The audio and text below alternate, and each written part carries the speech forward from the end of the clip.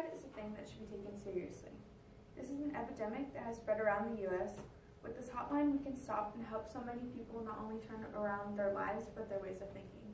I'm here to inform the audience about how serious suicide is and how easy it is to access help when needed, the sources this hotline provides. The very first suicide hotline that was ever created was in 1962 by a founder named Bernard Mays. He knew people around him were suffering and had no way to reach out and find help, so he arose and created a national hotline for people that need assistance and is still a big thing today. The National Suicide Hotline provides confidential support to each individual caller. Each caller that uses the line is promised with a confidential conversation, and the caller is put on the line with the trained personnel and eager volunteers that are willing to help any caller that is willing to talk.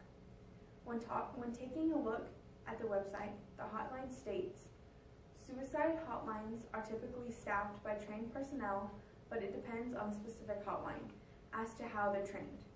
Some suicide hotlines are manned by volunteers with minimal training, whereas the operators at the National Suicide Prevention Lifeline, for example, are skilled, trained counselors that are often found in your area.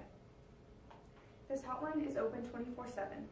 I know it has been said that depression and suicidal tendencies or thoughts occur mainly in our teenagers today, but that is a false claim. It's shown that in 2016, the highest suicide rate, which is 19.72%, was among adults around the age between 45 and 54 years of age. The second highest rate, which is 18.98%, occurred in those 85 years or older.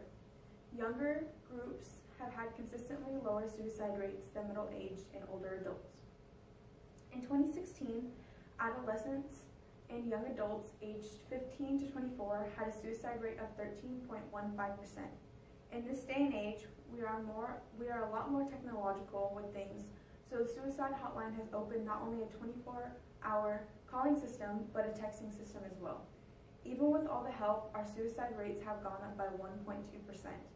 But with the help of the hotline, we can help so many more people and lower those percentages. Suicide is a very serious issue that occurs in all ages everywhere. We see how serious suicide is, but the shows we watch, such as 13 Reasons Why presented on Netflix, and many others. We too see in schools how much of an issue this is by the videos we see and the importance it is to talk to someone.